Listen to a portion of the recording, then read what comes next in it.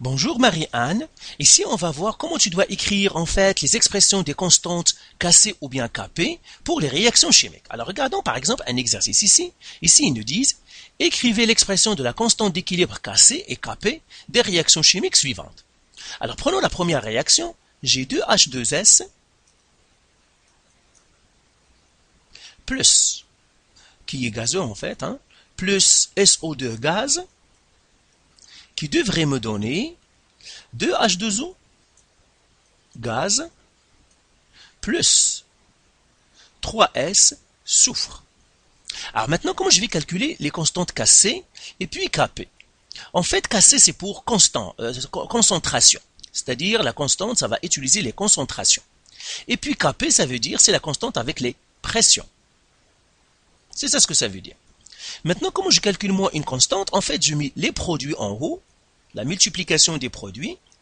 Je mettrai multiplication des produits. Ici, je mets la multiplication des réactifs avec les exposants. On va voir comment on l'écrit. Alors, maintenant, comment je calcule le cassé? Une fois que je veux calculer le cassé, toujours je regarde mon équation et j'oublie toujours ce qui est solide et ce qui est liquide. C'est pour cela que l'état physique de chaque constituant est très important, de chaque élément est très important. Donc ici, je dois éliminer ceux qui sont solides et ceux qui sont liquides. Je ne garde que les gaz et puis les aqueux. Ça veut dire ceux qui sont dissous dans l'eau. Autres, je ne dois pas les garder. Donc je vais faire ma fraction ici.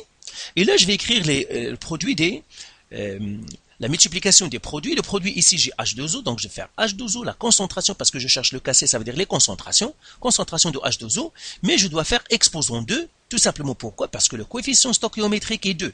Si c'est 2, donc je dois faire le coefficient stoichiométrique en exposant.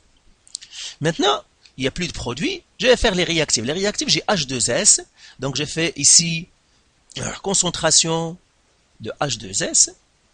Lui aussi, je le mets à la 2. Pourquoi? Parce que son coefficient stoichiométrique est 2, qui multiplie concentration de SO2, comme ça. Et puis, puisque lui, c'est un coefficient stoichiométrique, il est 1, on ne le met pas. Le 1 ici est inutile. On peut le mettre, mais exposant 1 n'a pas d'effet.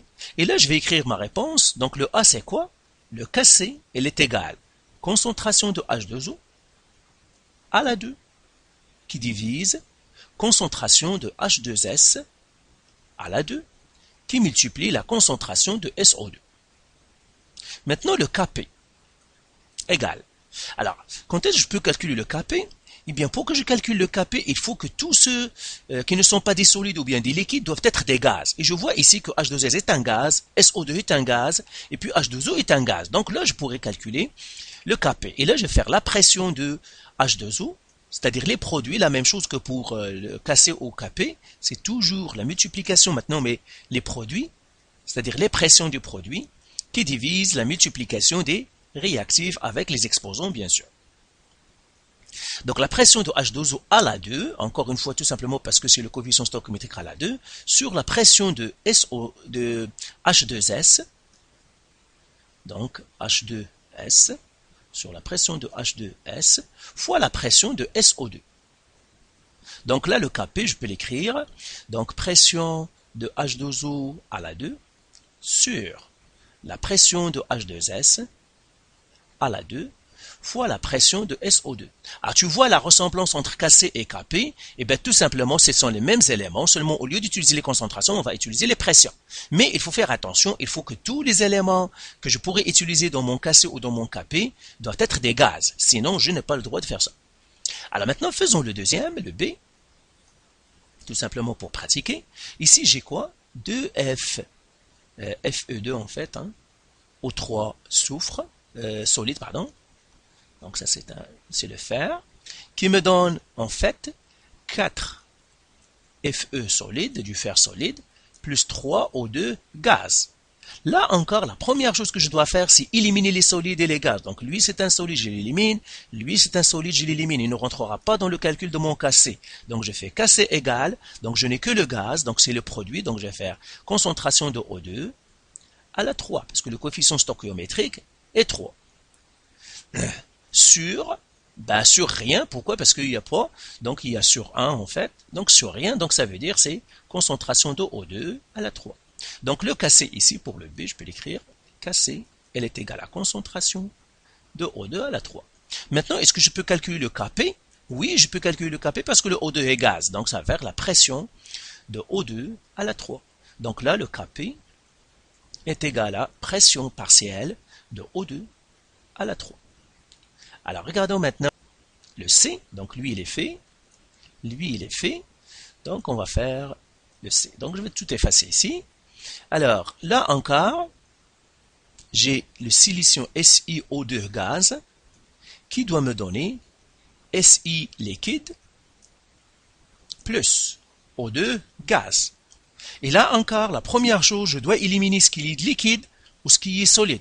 Donc, je l'élimine et là, j'écris mon Kc. Mon Kc, c'est quoi? Ben, je regarde les coefficients stoichiométriques. J'ai 1 ici, j'ai 1 ici parce qu'il n'y a rien. Ça veut dire là, j'écris mon rapport. Donc, j'aurai concentration de O2 à la 1, donc c'est pas la peine de l'écrire, qui divise concentration de SiO2 à la 1. Donc, ça va faire ça. Donc là, je vais mettre déjà le C. Kc, elle est égale à concentration de O2 qui divise concentration de SiO2. Maintenant, est-ce que je peux faire le Kp? Oui, je peux faire le Kp. Pourquoi? Parce que les deux sont gaz. Lui est un gaz, lui est un gaz. Donc, je vais faire la pression de O2 qui divise la pression de SiO2.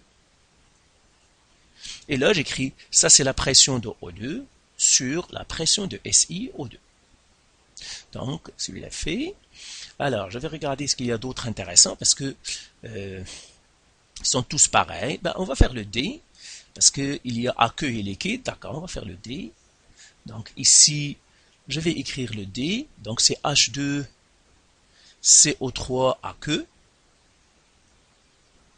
qui me donne H2O liquide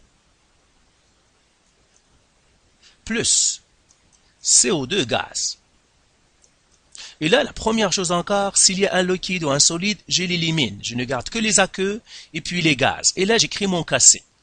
Alors, Kc, ça va être quoi?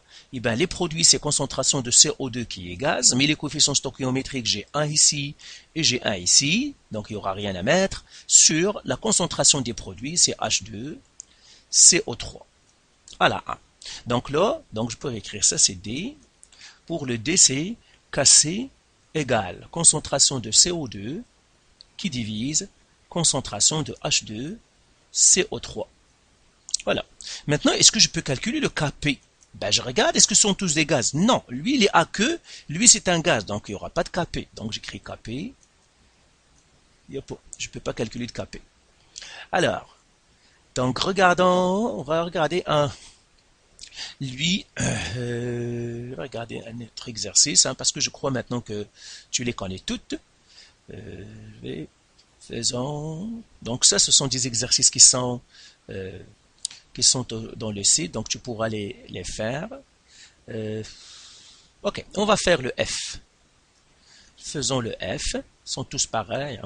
Donc j'ai N2 gaz plus 2H2O gaz qui me donne NH4 NO2 solide. Alors première chose encore, j'ai dit s'il y a un solide ou un liquide, on l'élimine. Et là, je vais écrire mon Kc. Alors, mon Kc, c'est comme ça. Alors là, je vois, il n'y a pas de numérateur, il n'y a pas de produit que je dois prendre parce que le seul, il est solide, donc je l'oublie. Donc, je vais mettre 1. Quand il n'y a rien, on met 1. Qui divise? Eh bien, le dénominateur, ça va être les réactifs. Donc, j'ai N2, concentration de N2. Et puisque les coefficients ici, je vois C1 et C2, donc ça va être 1. Donc, qui multiplie la concentration de H2O à la 2. Tout simplement parce que le coefficient stoichiométrique ici est 2. Donc voilà, ça c'est mon Kc. Donc pour le F, ici F, Kc, elle est égale à 1 sur concentration de N2 fois la concentration de H2O à la 2. Donc quand il n'y a pas de produit, on met 1 tout simplement. C'est-à-dire quand il n'y a pas de produit que je peux prendre. Maintenant, le Kp, est-ce que je peux le calculer? Oui, parce que j'ai deux gaz ici. Donc je vais faire la pression de N2 qui multiplie, pardon, c'est 1, je me suis trompé, c'est 1, parce qu'il n'y a rien dans les produits, la pression de N2 qui multiplie la pression de H2O à la 2. Donc tu vois ici les concentrations, on les remplace par les pressions et c'est tout pour le Kp. Alors Kp est égal à 1 sur la pression de N2 fois la pression de H2O à la 2. Donc encore une fois, je vais attirer ton attention sur la ressemblance entre Kp et Kc.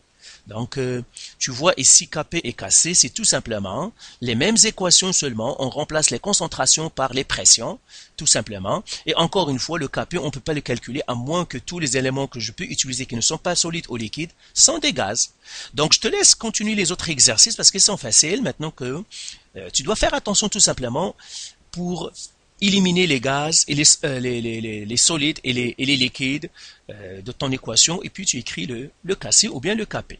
Donc plus tard on verra quand même comment on fait les calculs avec quand on a des Kc et des Kp, comment on peut prévoir la réaction qui va être directe ou indirecte avec les Kc et le Kp dans d'autres cours. Donc fais les exercices, si tu as encore de la misère, tu sais comment nous contacter.